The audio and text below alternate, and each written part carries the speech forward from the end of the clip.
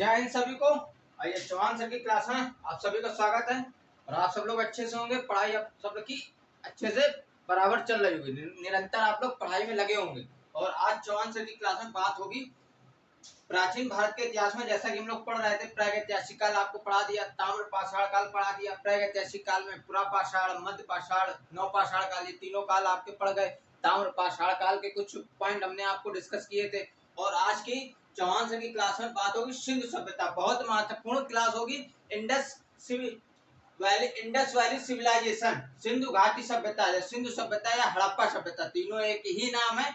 Indus valley civilisation, Sindhu घाटी सभ्यता, हिंदी रूपांतरण है सिंधु सभ्यता, सिंधु हड़प्पा सभ्यता, ये सब एक ही सभ्यता के नाम है, जो कि बहुत महत्वपूर्ण क्लास है। चाहे वो आपका रेलवे का एग्जाम हो, एसएससी का एग्जाम हो, या स्टेट पीसीएस का एग्जाम लगाओ, या किसी भी अदर कंपटीशन का कोई भी एग्जाम लगाओ, इस सिंधु घाटी सभ्यता से आपका ये मान के चलिए प्रश्न पूछे जाते हैं। और आपका भारत का जो प्राचीन भारत का इतिहास है, एक तरह से आपको बुक्स में, कई बुक्स में मिलेगा। यहीं से आपको जो वन लाइनर की बुक्स होंगी वो आपको यहीं से प्रारंभ मिलेगा।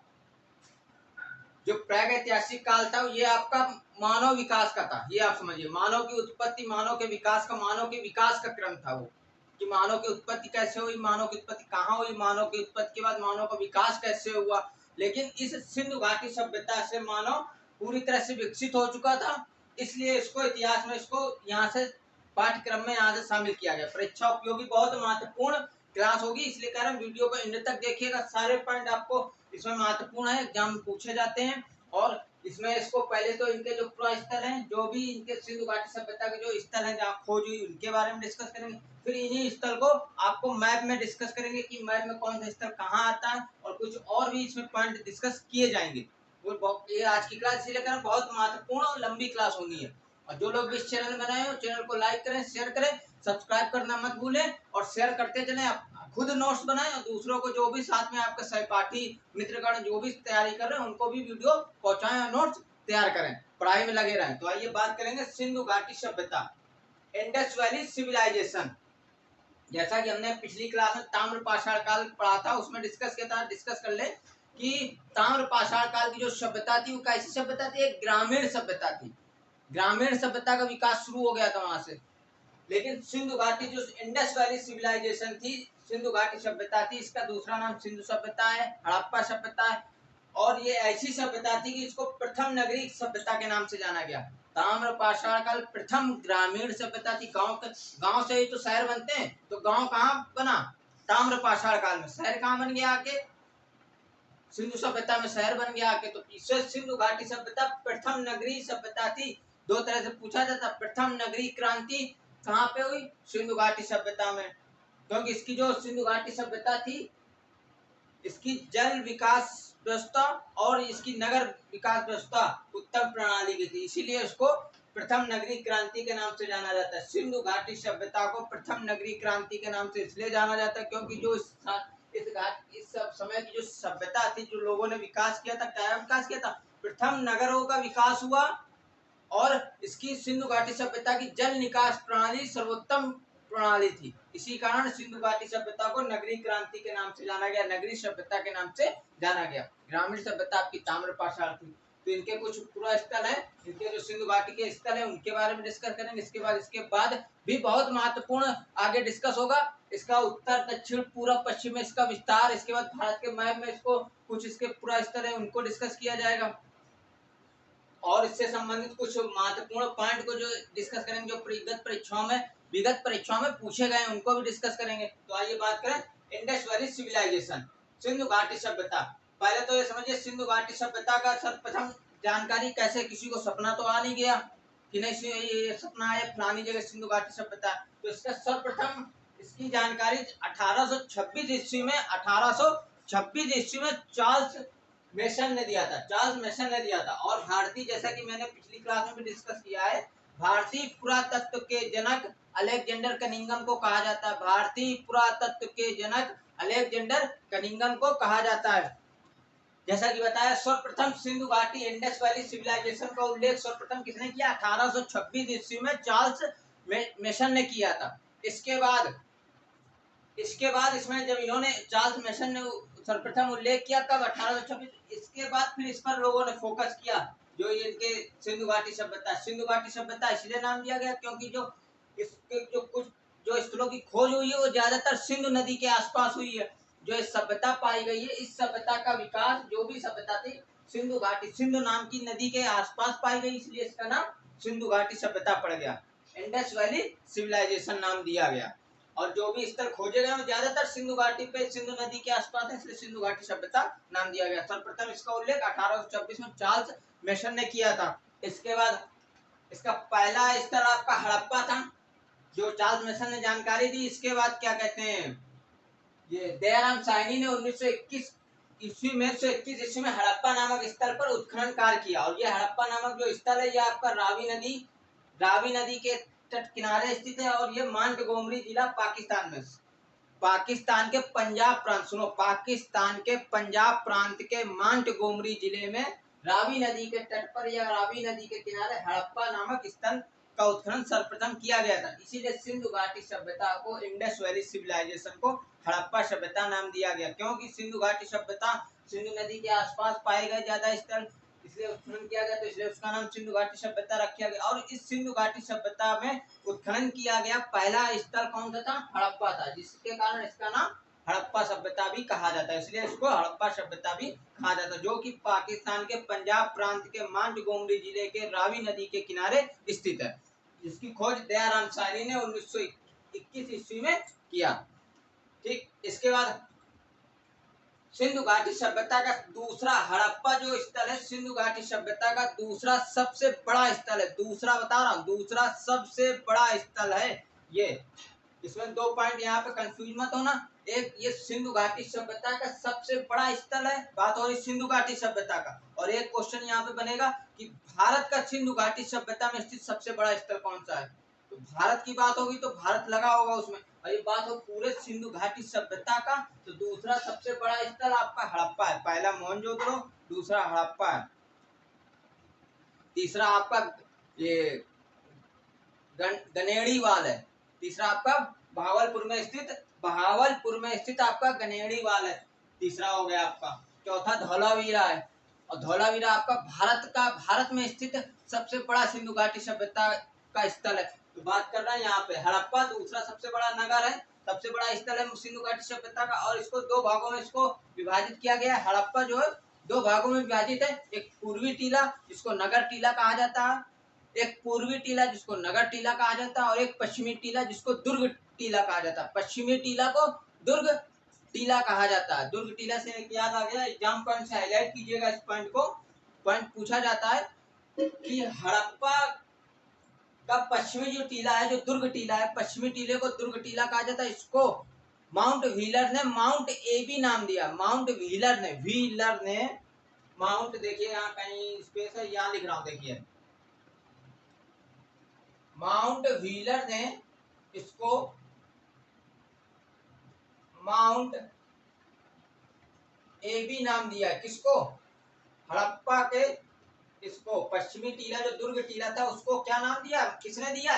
पूछा जाता किसने हड़प्पा के दुर्ग टीले को माउंट एबी नाम दिया, तो व्हीलर ने दिया। माउंट व्हीलर पूरा नाम है, इसलिए इसको माउंट एबी नाम किसने दिया? व्हीलर ने दिया है, ये नोट कीजिए। अब इसके बाद इसमें क्या क्या उत्खनन से क्या क्या साक्ष्य मिले, क्या क्या प्रमाण मिले, वो देखिए। पहले तो आपको बता दिया माउंट दुर्ग पश्चिमी 2 टीले में विभाजित था, 2 भागों में विभाजित था। हड़प्पा पूर्वी टीला नगर जिसको नगर कहा जाता है, पश्चिमी टीला जिसको दुर्ग कहा जाता है। और पश्चिमी टीला दुर्ग को माउंट व्हीलर ने माउंट एबी नाम दिया है। इसके बाद हड़प्पा से उत्खनन में श्रमिक आवास प्राप्त हुए हैं, 16 भट्टियां मिली हैं, 6 कमरों वाले 2 भागों में डिवाइड थे, 6 तो इस प्रकार 12 कमरों वाला एक अन्नागार मिला, जहाँ पे अन्न एकत्रित किए जाते थे, रखे जाते थे। और एक समाधि मिली है, कब्रिस्तान में एक समाधि मिली जिसका नाम R37 दिया गया। एक समाधि प्राप्त हुई है, इसका नाम कब्रिस्तान में एक समाधि प्राप्त हुई है जिसका नाम R37 दिया गया था, R37 नाम दिया गया। इसके बाद संघ का बना बैल मिला है, संघ का बना बैल मिला है, और कासे की बैलगाड़ी भी मिली है। संघ का बना बैल मिला है, बैल मिला किसका? संघ का था। और कासे की बैलगाड़ी मिली, और कासे का दर्पण भी मिला है। दूसरा इसका कांसे का दर्पण इंपॉर्टेंट रखता है। R37 पॉइंट पूछा गया, R37 नाम का कब्रिस्तान की एक समाधि कहाँ से प्राप्त हुई है? हड़प्पा से।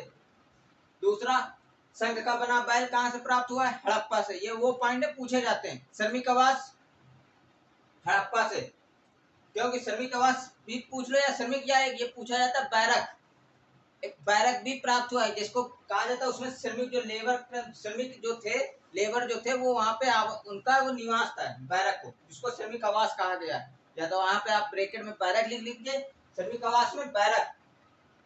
दूसरा, कांसे का दर्पण कहाँ से मिला है? हड़प्पा से मिला। कांसे का दर्पण पूछा जाता है, कांसे का दर्पण और कांसे की बैलगाड़ी क्या कहते हैं? हड़प्पा नामक स्थल से मिली है। इसके बाद स्त्री के गर्भ से निकलता हुआ, स्त्री के गर्भ एक मूर्ति प्राप्त हुई है हड़प्पा से। एक मूर्ति प्राप्त हुई है जिसमें, कौन सी मूर्ति? एक स्त्री की मूर्ति प्राप्त हुई है जिसके गर्भ से एक पेड़ वृक्ष निकला हुआ है, जिसके गर्भ से एक वृक्ष निकला हुआ। तो कहाँ से मूर्ति मिली है? हड़प्पा नामक स्थल से मिली है, जो स्त्री के गर्भ से वृक्ष निकलता हुआ, जिसको उर्वरता की देवी कहा गया। तो ये भी पूछा जाता है, उर्वरता की देवी, पृथ्वी की उर्वरता की देवी की मूर्ति कहाँ से, किस स्थल से मिली है? हड़प्पा नामक स्थल से मिली है।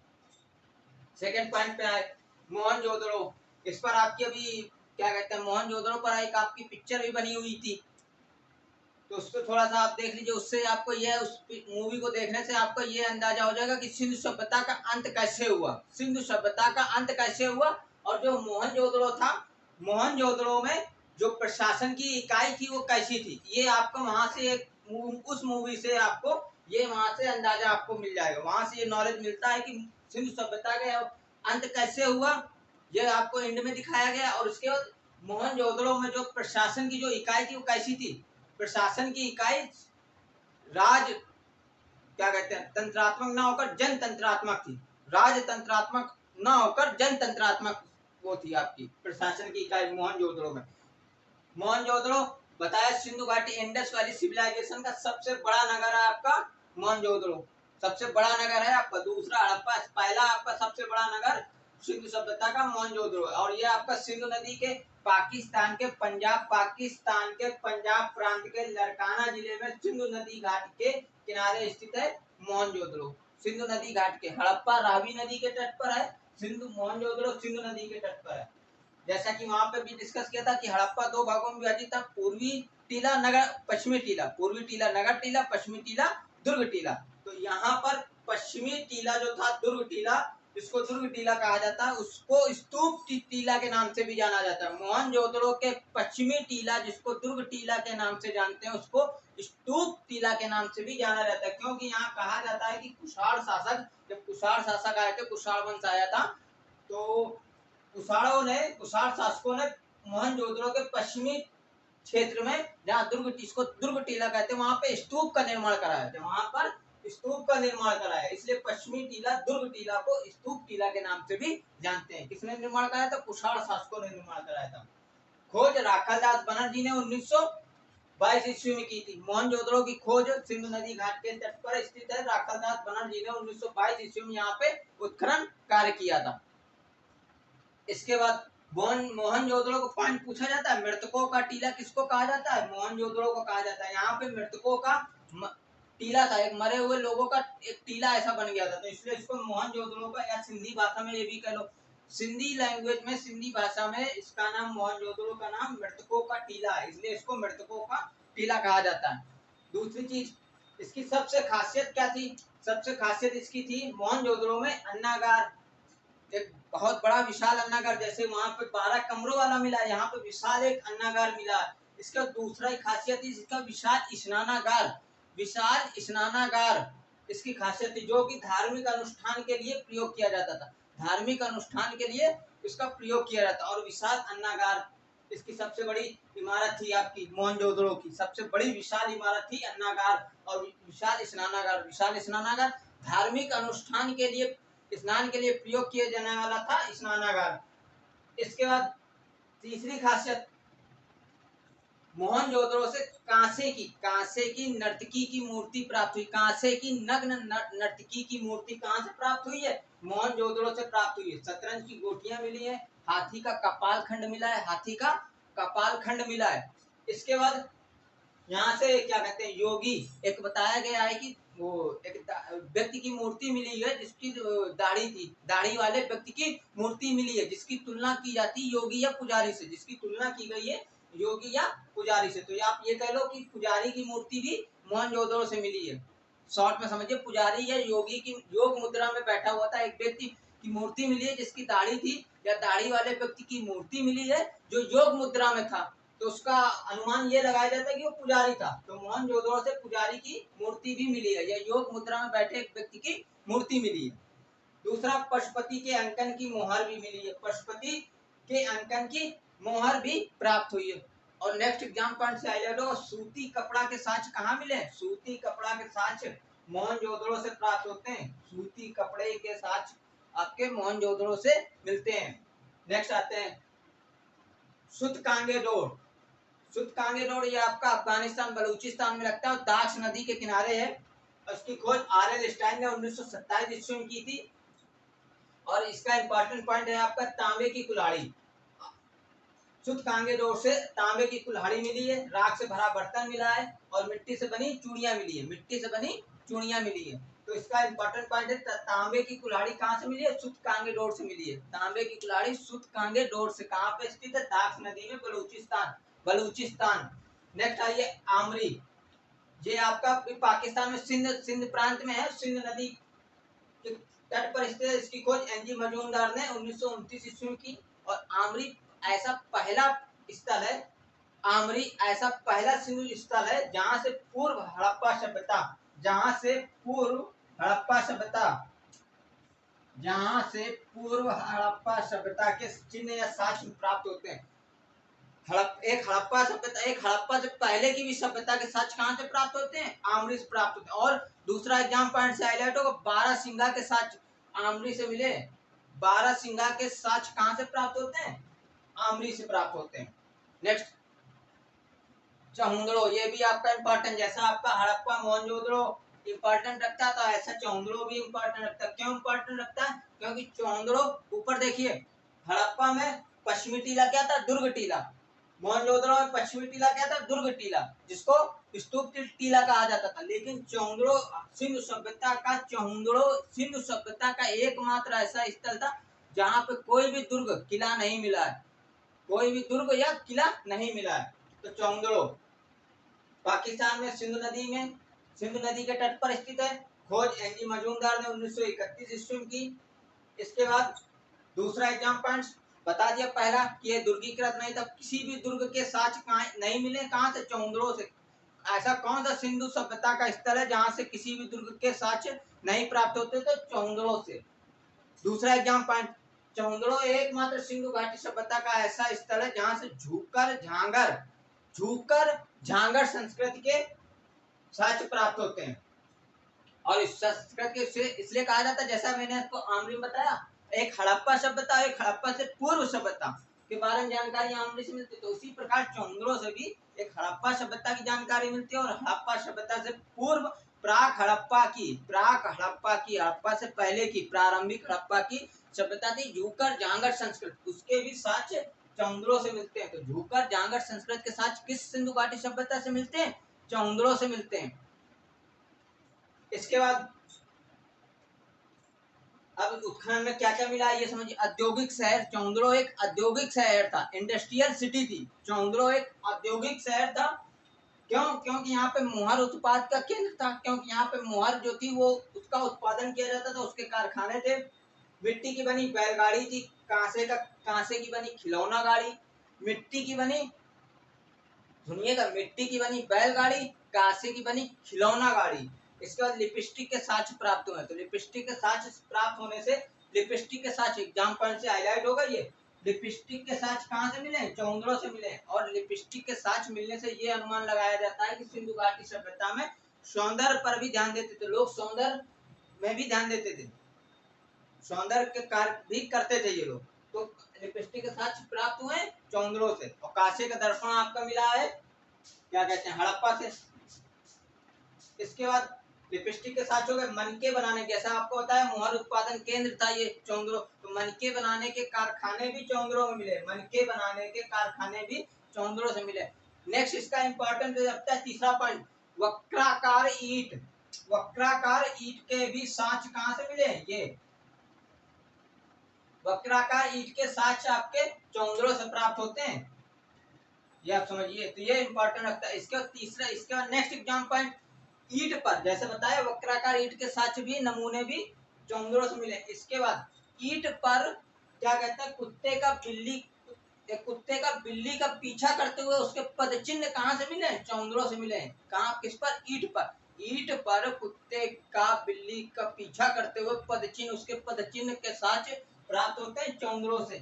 झूकर जांगर संस्कृति के साथ कहाँ नमूने कहाँ मिलते हैं? चौंदरों से। किसी भी दुर्ग के साथ नहीं प्राप्त हुए, कोई भी दुर्ग नहीं था किस सिंधु सभ्यता में? चौंदरों में। मनके बनाने का कारखाना एग्जाम पॉइंट से हाईलाइट होगा। मनके बनाने का कारखाना कहाँ से मिला है? चौंदरों से। लिपस्टिक के साथ चौंदरों से। तो नेक्स्ट आते हैं, बात करें देखते हैं चौंदरों। कालीबंगा। कालीबंगा आपका राजस्थान के गंगानगर जिले में पड़ता है। कालीबंगा राजस्थान के गंगानगर जिले में पड़ता है और इम्पोर्टेंट है क्योंकि इसमें वो पॉइंट बताया चलेगा आपको, वो पॉइंट जल्दी आपको मिलना नहीं है, ये समझिए। ये घग्गर नदी में है, राजस्थान घग्गर नदी के किनारे। और ये कालीबंगा जैसा आपको देख रहे हो ऊपर से आंगुली से चला रहा, प्राक हड़प्पा और हड़प्पा, प्राक हड़प्पा और हड़प्पा दोनों संस्कृति की यहाँ से मिलती है, कालीबंगा से। इसके बाद कालीबंगा की खोज अमलानंद ए घोष, जिसको शॉर्ट में घोष मिला होगा, लिखा मिलेगा आपको, ए घोष, पूरा नाम अमलानंद घोष, 1953 में कालीबंगा में उत्खनन कार्य किया। यहाँ से क्या साक्ष्य मिला? जैसा बताया, प्राक हड़प्पा, प्रारंभिक हड़प्पा के साक्ष्य, हल द्वारा जुते हुए खेत के साक्ष्य। इंपॉर्टेंट लगता है, बहुत पूछा जाता है ये। हल द्वारा जुते हुए खेत के साक्ष्य कहाँ मिलते हैं? कालीबंगा से मिलते हैं। हल द्वारा जुते हुए जोते गए खेत के साक्ष्य प्राप्त होते हैं आपके कालीबंगा से। पकी मिट्टी का हल प्राप्त होता क्योंकि हल से जोते हुए थे। तो इसके बाद दूसरा एग्जाम पॉइंट, जो पॉइंट बता रहे थे आपको जल्दी मिलना नहीं है। सबसे पहले ज्ञात भूकंप के साक्ष्य प्राप्त होते हैं कालीबंगा से। सबसे पहले ज्ञात भूकंप के साक्ष्य कैसे? धौलावीरा समझिए। धौलावीरा आपका गुजरात में पड़ता है, कच्छ में पड़ता है, और जो गुजरात से लगा हुआ, और धौलावीरा जो है वो आपका समुद्र किनारे है। तो समुद्र किनारे इसलिए भूकंप धौलावीरा में आने, लेकिन साक्ष्य सबसे पहला वहां ज्ञात नहीं हो पाया। वहां साक्ष्य उसके वहां पे भूकंप के साक्ष्य मिले नहीं, ज्ञात नहीं हो पाया। ज्ञात कहाँ पे हुआ? कालीबंगा में। तो इसलिए कहा गया सबसे पहले ज्ञात भूकंप के साथ जानकारी यहाँ से मिली है, कालीबंगा से। नेक्स्ट, अलंकृत ईंट के प्रमाण कहाँ से मिलते हैं? कालीबंगा से। अलंकृत ईंट के प्रमाण आपके कालीबंगा से मिलते हैं। और तीसरा एग्जाम पॉइंट बहुत महत्वपूर्ण रखता है। कालीबंगा से आपको पता है, जैसा कि ताम्र पाषाण काल में लास्ट मैंने एंड पे बताया था कि अंतिम संस्कार के 3 प्रोसेस वहां किए जाते थे, पूर्ण समाधिकरण, आंशिक समाधिकरण और दाह संस्कार। पूर्ण समाधिकरण पूरी तरह से समाधि में मतलब दफनाना, आंशिक समाधिकरण मतलब कि पहले पशु पक्षियों के बाद उनको खाने के बाद जो जो शव बचता था उसको दफनाया जाता, तो वो आंशिक, ये फारसी विधि थी आपकी। ये आंशिक हो गया। दाह संस्कार हो गया आपका। ये 3 अंतिम संस्कार की क्रिया होती थी। तो तीनों क्रिया आपको कालीबंगा से प्राप्त हुई है, यह समझिए। कालीबंगा एक ऐसा सिंधु घाटी सभ्यता है जहाँ पे तीनों संस्कार की क्रिया प्राप्त होती है। पूर्ण समाधिकरण, आंशिक समाधिकरण और दाह संस्कार के प्रमाण यहाँ से मिलते हैं कालीबंगा से। समाधान की जो तीनों प्रक्रिया है उसके साथ पूर्ण समाधिकरण, आंशिक समाधिकरण, दाह संस्कार के साथ आपके कालीबंगा से मिले। ये बहुत महत्वपूर्ण पॉइंट है। 2 पॉइंट आपको जल्दी आपको पॉइंट मिलने नहीं है। पहले भूकंप का ज्ञात साक्ष्य कालीबंगा, समाधान की तीनों प्रक्रिया, पूर्ण आंशिक दाह संस्कार, तीनों के साक्ष्य आपको कालीबंगा से मिलते हैं। नेक्स्ट, कोट दीजी। नेक्स्ट है आपका सिंधु सभ्यता का स्तर, कोट दीजी। ये आपका सिंध प्रांत के खैरपुर में स्थित है। सिंध प्रांत के खैरपुर में स्थित है, सिंधु नदी के तट पर स्थित है। पहले इसका उत्खनन 1935 में धुर्रिया ने किया था। कोट दीजी का सबसे सर्वप्रथम उत्खनन 1935 में धुर्रिया ने किया था, लेकिन उसके बाद स्वतंत्रता प्राप्त होने के बाद फजल अहमद ने 1953 से 54 में इसका पूरी तरह से इसका उत्खनन किया। और यहाँ से प्राप्त साक्ष्य में पत्थर की नींव वाले घर मिले। घर जो बनाए गए थे उसमें नींव बनाई जाती थी और नींव पत्थर की बनाई गई। इसके बाद गर्तावास मिले और सबसे इंपॉर्टेंट पॉइंट, पत्ती के आकार के वड़ाग्र मिले। पत्ती के आकार के वड़ाग्र मिले मतलब बाण मिले। बाणों के पत्ती किस आकार में? पत्ती के आकार के वड़ाग्र मिले। इसके गहनों का जखीरा मिला है। और चाक पर, जो मिट्टी के बर्तन बनाए जाते थे उसके लिए चाक होती थी, तो चाक पर मिट्टी के बनाए गए बर्तनों के साक्ष्य भी प्राप्त होते हैं, जिसको मृत भांड कहा जाता था। तो चाक पर निर्मित मृत भांड मिले। और धातु के यहाँ पे उपकरण मिले, हथियार मिले। हथियार कहाँ से मिले? कोट दीजी से मिले। धातु के उपकरण कहाँ से प्राप्त हुए? कोट दीजी से। गहनों का जखीरा कहाँ से मिला? गहनों का, आभूषणों का जखीरा मिला है कोट दीजी से। और पत्ती के, ये पॉइंट पूछा जाता, पत्ती के आकार का वड़ाग्र कहाँ से मिला? कोट दीजी से मिला। तो नेक्स्ट स्टेप, देसलपुर। देसलपुर आपका गुजरात में पड़ता है, कच्छ के रन में, धूरत नदी में किनारे स्थित है। और इसकी खोज एक गोश्त, जैसा बताया, अमलानंद गोश्त एसआर राव ने 1963 में की थी। यहाँ से सिर्फ मोहर मिली, तांबे की मोहर, सिलखड़ी की मोहर और टेराकोटा की मोहर। मोहर के अलावा यहाँ से देसलपुर से कुछ नहीं। याद रखिएगा, देसलपुर से मोहर के अलावा कुछ नहीं मिला है। देसलपुर टेराकोटा की मोहर, सिलखड़ी की मोहर और तांबे की मोहर मिली है। रंगपुर, ये भी आपका गुजरात में काठियावाड़ में। रंगपुर, लोथल, रोचडी, इसके बाद प्रभास पाटन, इनको याद रखिएगा, ये गुजरात में आते हैं। गुजरात में लोथल, रंगपुर, देसलपुर, प्रभास पाटन, रोजड़ी, और ये आपके गुजरात में आते हैं। तो रंगपुर काठियावाड़ में पड़ता है, अहमदाबाद में, और मादर नदी के तट पर स्थित है। इसकी खोज रंगनाथ राव ने 1953 से 54 में की थी। यहाँ की सबसे बड़ी विशेषता थी, धान की भूसी के साक्ष्य मिले। धान की भूसी के साक्ष्य कहाँ से मिले? रंगपुर से। घोड़े की मरद मूर्ति मिली है।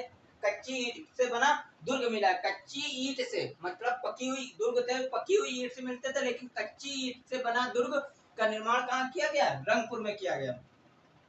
रोपड़, नेक्स्ट आते हैं रोपड़। रोपड़ आपका सतलज नदी पे पंजाब में स्थित है। और इसकी खोज यज्ञदत्त शर्मा ने 1953 से 54 में की। यहाँ से तांबे की कुल्हाड़ी, शंख की चूड़ियां, आभूषण, और एक याद रखिएगा, ये महत्वपूर्ण रखता है, कुत्ते को मालिक के साथ दफनाए जाने के साथ कहाँ से मिले? रोपड़ से। कुत्ते को मालिक के साथ दफनाए जाने के साथ कहाँ से मिले? रोपड़ से मिले।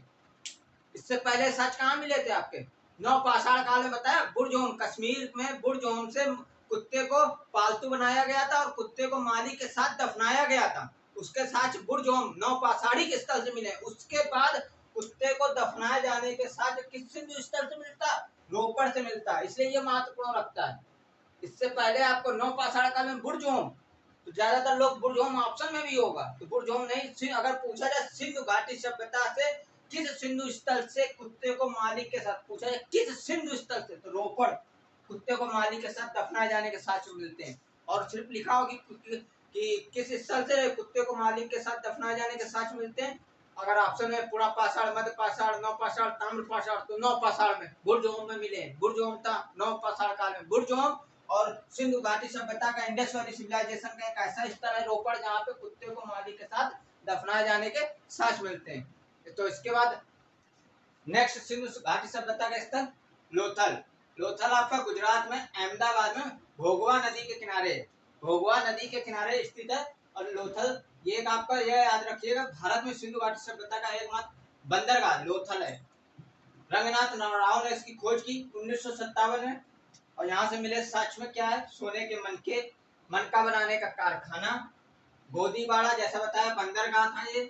इसके बाद युग्म समाधान, ये महत्वपूर्ण रखता है, बंदरगाह और एक युग्म समाधान यहाँ से प्राप्त हुआ। कहाँ से?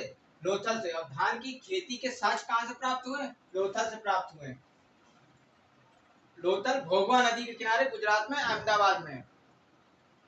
गोदीबाड़ा है, बंदरगाह है एक, और यहाँ से धान की क्या कहते हैं, खेती के साथ युग्म समाधान प्राप्त हुआ, मनका बनाने के कारखाने प्राप्त हुए। इसका सुर कोतड़ा, सुर कोतड़ा आपका गुजरात में पड़ता है, कच्छ में। जेपी जोशी ने खोज की 1964 में की घोड़े की हड्डियां या घोड़े के अस्थि पंजर यहाँ से मिले, सुर कोटड़ा से मिले। घोड़े के अस्थि पंजर कहाँ से मिले? सुर कोटड़ा से मिले। या घोड़े की हड्डियां या कलश समाधान, और कलश समाधान बर्तन में 100 कलश समाधान भी मिले। फर्श के नीचे 100 के मतलब अस्थियों को 100 कलश में रख के, बर्तन में रख के फर्श के नीचे दफनाए जाने के साक्ष्य भी प्राप्त होते हैं, जो कि गुजरात में सुरकोतड़ा से प्राप्त होते हैं, गुजरात के कच्छ में। इसका धौलावीरा, धौलावीरा भी आपका कच्छ में, गुजरात में आता है। बीबी लाल ने 1959 में, इसके बाद बिष्ट ने 1990 में इसकी खोज की। और ये एकमात्र सिंधु सभ्यता का एकमात्र ऐसा स्थल है जहाँ जिसको 3 भागों में विभाजित किया गया। जैसा आपने पढ़ा, हड़प्पा 2 भागों में था, पूर्वी टीला पूर्वी नगर और पश्चिमी भाग, लेकिन और मोहनजोदड़ो पूर्वी भाग और पश्चिमी भाग। लेकिन धौलावीरा एकमात्र सिंधु घाटी का ऐसा स्थल है जो 3 भागों में विभाजित था, ऊपरी भाग, मध्य भाग और निचला भाग। ठीक, 3 भागों में विभाजित एकमात्र सिंधु स्थल है या एकमात्र सिंधु सभ्यता का एकमात्र शहर धौलावीरा, जो 3 भागों में विभाजित था, ऊपरी भाग, मध्य भाग, निचला भाग। ऊपरी भाग जिसको नगर दुर्ग कहा जाता था, बताया, पूर्वी भाग में और पश्चिमी भाग था जिसको पश्चिमी भाग को दुर्ग टीला का दुर्ग कहा गया है। तो नगर दुर्ग, ऊपरी भाग को नगर दुर्ग, मध्य क्षेत्र को या मध्यमा को प्राचीर युक्त, जो मध्य भाग था उसको प्राचीर युक्त चारों ओर से घिरा हुआ था, और निचला नगर था, निचला शहर। इसके बाद दूसरा एग्जाम पॉइंट, पत्थर की नेवले की मूर्ति किस सिंधु स्थल से प्राप्त होती है? पत्थर के नेवले की मूर्ति धौलावीरा से प्राप्त होती है। और ये एग्जाम पॉइंट जल्दी आपको पॉइंट मिलना नहीं है, इसलिए कह रहा हूँ वीडियो को बराबर देखते रहे, बने रहे, जुड़े रहे। धौलावीरा एकमात्र, धौलावीरा ऐसा सिंधु घाटी स्थल है जहाँ से खेल के मैदान, स्टेडियम का साक्ष्य मिलता है, स्टेडियम के नमूने, स्टेडियम का प्रमाण मिला है। धौलावीरा सिंधु घाटी सभ्यता का एकमात्र ऐसा स्थल है जहाँ से खेल के मैदान, जिसको स्टेडियम, स्टेडियम के साक्ष्य मिले, स्टेडियम और पत्थर के नेवले की मूर्ति प्राप्त हुई है। धौलावीरा को 3 भागों में विभाजित किया गया है, ऊपरी भाग नगर दुर्ग, मध्य भाग जो है मध्यमा, वो प्राचीर युक्त था, चारों ओर से घिरा हुआ था, निचला शहर। इसके बाद आलमगीरपुर, आलमगीरपुर आपका हिंडन नदी में उत्तर प्रदेश में, जिसकी खोज जगदत्त शर्मा ने 1958 में की थी। और यहाँ से उत्खनन में मिले साक्ष्य रोटी बेलने वाली चौकी प्राप्त हुई है। इसके बाद मिट्टी के बर्तन मिले हैं, और यह एकमात्र सिंधु सभ्यता का एकमात्र स्थल है। आलमगीरपुर एकमात्र ऐसा स्थल है जो गंगा यमुना के द्वार पर स्थित है, गंगा यमुना के द्वार पर स्थित है, मेरठ में स्थित है, और जो गंगा यमुना के द्वार पर स्थित है। इसके बाद राखीगढ़ी, राखीगढ़ी आपकी घग्गर नदी में हरियाणा में स्थित है। सूरज भान ने 1963 में इसकी खोज की, और यहाँ से खोज में प्राप्त होते हैं। भारत में सिंधु स्थल का सबसे बड़ा स्थल बताया राखीगढ़ी है। दूसरा भारत की बात होगी, भारत में सिंधु सभ्यता का सबसे बड़ा स्थल राखीगढ़ी है, और दूसरा भारत में सिंधु सभ्यता का विशालतम नगर शहर धौलावीरा है, भारत की बात हो। और सिंधु सभ्यता की बात होगी तो सबसे बड़ा स्थल मोहनजोदड़ो, दूसरा हड़प्पा, तीसरा बहावलपुर में गनेड़ीवाल, चौथा धौलावीरा है, चौथा धौलावीरा आता है। और भारत में सबसे बड़े विशालतम नगर की बात होगी तो धौलावीरा और राखीगढ़ी है आपका।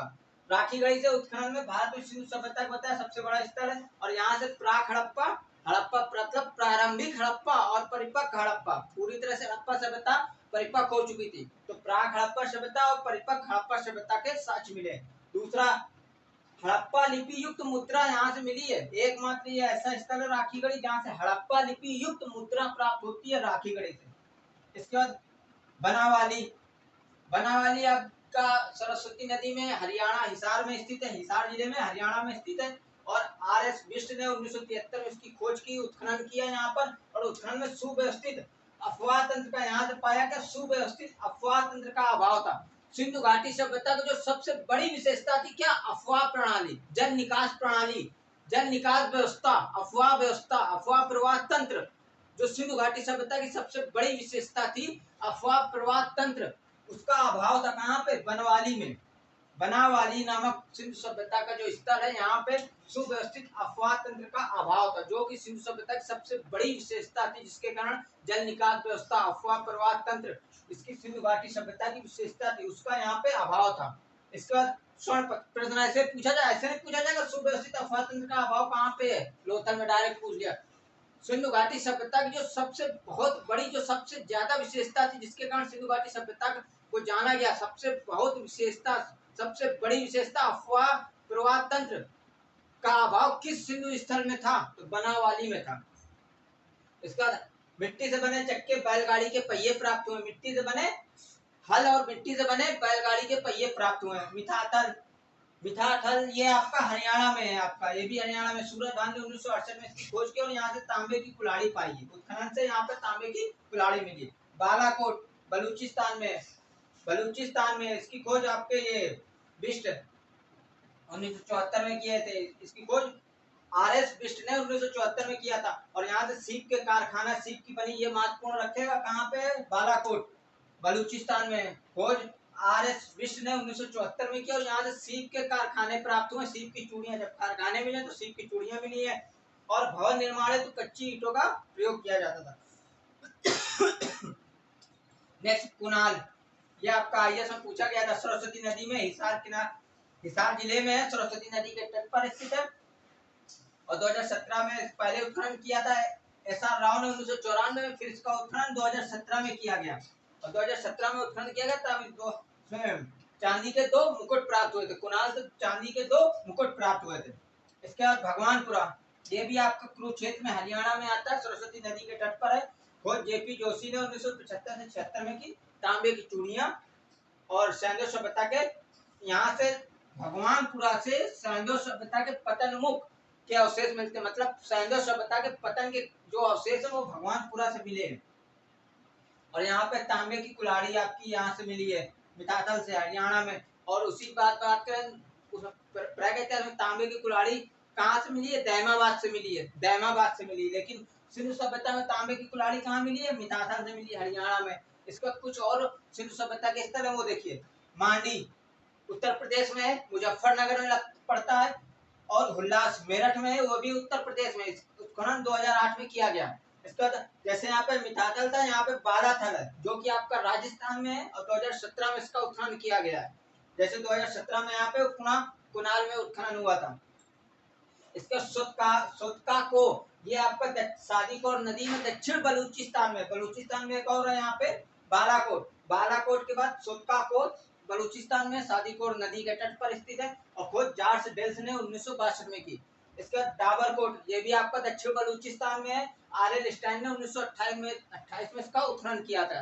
डाबरकोट दक्षिण बलूचिस्तान अफगानिस्तान में लगता है। और RL स्टाइन ने 1928 में यहाँ पे उत्खनन कार्य किया था। ये थे आपके सिंधु स्थल, सिंधु घाटी सभ्यता के स्थल आपके, जो सारे आपके जो भी यहाँ पे उत्खनन हुए वो उत्खनन से क्या क्या साक्ष्य मिले हैं उसके बारे में जानकारी आपको दे दी।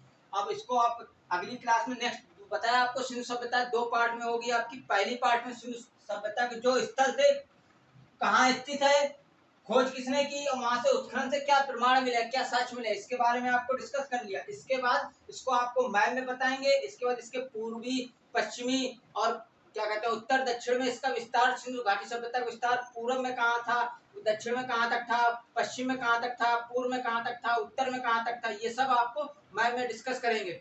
इस मैंने बताया था आपको सिंधु नदी घाटी इंडस वैली सिविलाइजेशन का जो उत्तर दक्षिण पूर्व पश्चिम में जो इसका फैलाव है, जो विस्तार है, इसके बारे में चर्चा करेंगे। और कुछ आपको जो पूरा स्थल है भारत में, उसको भारत के नक्शे में आपको बताएंगे कौन से कहाँ पे पड़ते हैं, तो इसके बारे में डिस्कस करेंगे। तो आइए, पहले तो आपको ये पता होना चाहिए, बताया जैसा मैंने पिछली क्लास में भी डिस्कस किया था, सिंधु नदी घाटी सभ्यता एकदम से तो आ नहीं गई, प्रकट नहीं हो गई। और सिंधु नदी घाटी सभ्यता का सबसे पहला स्थल कौन सा खोजा गया था? हड़प्पा, जिसके कारण इस सभ्यता का नाम हड़प्पा सभ्यता भी पड़ गया था। तो हड़प्पा सभ्यता में हड़प्पा नामक स्थल की खोज सर्वप्रथम वहां पे अवशेष किसने प्राप्त किए थे? चार्ल्स मेसन ने प्राप्त किए थे 1826 में। लेकिन वो इसके महत्व को समझ नहीं पाए, जिस कारण भारतीय पुरातत्व विभाग के महानिदेशक सर जॉन मार्शल के निरीक्षण में क्या कहते हैं दयाराम साहनी ने 1921 में उत्खनन किया हड़प्पा में। तो 1922 ईस्वी में राखाल दास बनर्जी ने उत्खनन किया मोहनजोदड़ो में। तो वहां से मिले उत्खनन से जो प्रमाण, जो साक्ष्य मिले, वो अवशेष मिले, उसके आधार पे एक नाम दिया गया सिंधु नदी घाटी सभ्यता। एक सभ्यता का वहां से अवशेष मिले, एक सभ्यता बताया कि वहां पे उत्खनन से जो भी प्रमाण मिले उससे ये पता चला कि एक सभ्यता यहाँ पे निवास करती थी। इन क्षेत्रों में एक सभ्यता थी, मतलब एक संस्कृति, एक सभ्यता, लोगों का एक समाज वहां पे निवास करता था, तो वो था। इसके बाद सिंधु नदी घाटी सभ्यता के निर्माता में कौन कौन प्रजाति योगदान दिया है? पहली तो इसमें प्रोटो ऑस्ट्रेलाइड, दूसरी भूमध्य सागरीय प्रजाति, तीसरी मंगोलाइड, चौथी आपकी अल्पाइन। ये 4 प्रजातियों को माना जाता है कि सिंधु घाटी सभ्यता के निर्माण में इनका योगदान रहा है। तो पहले प्रोटो ऑस्ट्रेलाइड जो प्रजाति है वो आपकी सिंधु क्षेत्र के आसपास रहती थी, और वर्तमान में इसको मध्य भारत में SC/ST प्रजाति के रूप में इनको जाना जाता है। इसके बाद भूमध्य सागरीय प्रजाति आपकी, इसको सिंधु नदी घाटी सभ्यता का प्रमुख निर्माता माना जाता है। प्रमुख सिंधु नदी घाटी सभ्यता की मुख्यता निर्माणकर्ता किस प्रजाति को माना जाता है? मंगोलाइड एज की भूमध्य सागरीय प्रजाति को, जो कि दक्षिण भारत में वर्तमान में इसको दक्षिण भारत में जो प्रजाति है वो उसको भूमध्य सागरीय से तुलना की गई है। नेक्स्ट मंगोलाइड भारत के और म्यांमार सीमा क्षेत्र में प्रजाति पाई जाती है। इसके बाद अल्पाइन, ये आपकी अल्पाइन जो प्रजाति है वो सिंधु, गुजरात, और आपकी महाराष्ट्र कर्नाटक क्षेत्र में पाई गई प्रजाति है, और इनको भी सिंधु सभ्यता के निर्माण में इनका भी कहा जाता है कि कुछ योगदान है। तो ये आपकी प्रजातियां जो सिंधु नदी घाट सभ्यता के निर्माणकर्ता के रूप में जानी गई हैं। इसके बाद सिंधु नदी घाट सभ्यता का सबसे पहला उत्खनन किया गया स्थल हड़प्पा है, जिसके कारण इसको हड़प्पा सभ्यता नाम दिया गया, और दयाराम साहनी ने 1921 में इसकी खोज की। और हड़प्पा जो है वो आपका रावी नदी किनारे, रावी नदी, ये देखिए रावी नदी आ रही है, इस रावी नदी किनारे ये हड़प्पा स्थल है आपका पाकिस्तान के मांडगोमरी जिले में। तो ये आपका हड़प्पा स्थल, ये हड़प्पा रावी नदी पे, मोहनजोदड़ो सिंध, चौंदड़ो सिंधु नदी पे, कोट दीजिए सिंधु नदी पे, पाकिस्तान में है लेकिन सिंधु नदी के तट पर है, इसलिए इसको सिंधु सभ्यता नाम दिया गया। इसके बाद ये पाकिस्तान में हो गए। अफगानिस्तान में आते हैं, तो अफगानिस्तान में दाक्ष नदी के किनारे सुतकांगेडोर, सादीकोर नदी के किनारे सुतकाको है, इसके बाद बालाकोट है और डाबरकोट है। ये आपके अफगानिस्तान पे अफगानिस्तान के दक्षिण बलूचिस्तान में पड़ते हैं। प्रांत है दक्षिण बलूचिस्तान, बलूचिस्तान में है, सुतकांगेडोर बलूचिस्तान में, डाबरकोट और बालाकोट दक्षिण बलूचिस्तान में। इसके बाद भारत में आ जाए, भारत में ऊपर से स्टार्ट करते हैं कश्मीर से। जम्मू कश्मीर में मांडा, जो कि आपका चेनाब नदी के तट पर है। इसके बाद पंजाब में आते हैं, पंजाब में रोपड़ है आपका, जो कि सतलज नदी के तट पर स्थित है, ये पंजाब हो गया। पंजाब के नीचे आपका हरियाणा, हरियाणा में आपका राखीगढ़ी है और बनावाली है, जो कि सरस्वती और घग्गर नदी के तट पर है। हरियाणा से नहीं लगा हुआ आपका राजस्थान, राजस्थान में घग्गर नदी के तट पर स्थित गंगानगर जिले में कालीबंगा है। इसके बाद राजस्थान से आते हैं गुजरात, गुजरात में आपका धौलावीरा, रंगपुर, लोथल भोगवा नदी के तट पर है, लोथल गोदीवाड़ा बंदरगाह के तौर पे जाना गया है इसको। इसके बाद इसके नीचे आपका भगवानपुरा है, महाराष्ट्र में दायमाबाद है। इसके बाद इधर आते हैं पूर्व की तरफ, तो उत्तर प्रदेश, उत्तर प्रदेश में हिंडन नदी के तट पर मेरठ में आलमगीरपुर है, ये सिंधु स्थल है। और कुछ समय पहले उत्खनन किया गया, तो यहाँ पे उत्खनन से ये पता चला कि मेरठ के आसपास सहारनपुर में हुल्लास और मुजफ्फरनगर में मांडी नाम के उत्खनन स्थल प्राप्त हुए हैं। उनसे भी साक्ष्य प्राप्त हुए कि सिंधु सभ्यता के ही एक स्थल के रूप में उनकी पहचान की गई। फिर से सुनिए, मांडी मुजफ्फरनगर में और सहारनपुर में हुल्लास, ये उत्खनन उत्तर प्रदेश में किए गए हैं। अब उत्तर में सिंधु सभ्यता का विस्तार मांडा में चेनाब नदी के तट पर स्थित है, दक्षिण में दायमाबाद तक है। इसका विस्तार 1400 किलोमीटर है। उत्तर में मांडा, जो कि चेनाब नदी में है, दक्षिण में दायमाबाद गोदावरी नदी के तट पर स्थित महाराष्ट्र में स्थित है। पूर्व से पश्चिम में विस्तार 1600 किलोमीटर है। पूर्व में उत्तर प्रदेश के हिंडन नदी के तट पर स्थित आलमगीरपुर है, और पश्चिम में दाक्ष नदी के किनारे स्थित सुतकांगेडोर पश्चिम में है। तो ये इसके पूरा स्थल है। उत्तर में मांडा, दक्षिण में दायमाबाद गोदावरी नदी के तट पर महाराष्ट्र में, पूर्व में उत्तर प्रदेश में हिंडन नदी के तट पर आलमगीरपुर मेरठ में, और पश्चिम में सुतकांगेडोर दाक्ष नदी के किनारे बलूचिस्तान अफगानिस्तान में पड़ते हैं। तो ये इसका उत्तर दक्षिण पूर्व पश्चिम विस्तार हो गया। तो ये आपकी सिंधु नदी घाटी सभ्यता का विस्तार उत्तर से दक्षिण, और इसका आकार त्रिभुजाकार हो गया। इसका आकार जो है वो आपका त्रिभुजाकार आकार हो गया। देखिए त्रिभुजाकार एक आकार के रूप में फैला हुआ है सिंधु घाटी स्थल पे। तो ये आपके सिंधु नदी घाटी स्थल मैप हो गया, भारत में बता दिया कहाँ कहाँ है आपके, और उत्तर दक्षिण पूर्व पश्चिम में इसके विस्तार क्या हो गए आपके साथ, इसको जानकारी हो गई। पूरा स्थल के बारे में सारे पूरा स्थल आपके बता दिए थे पिछली क्लास में। आप लोगों ने नोट्स बनाइए, अपनी पढ़ाई पे लगे रहे।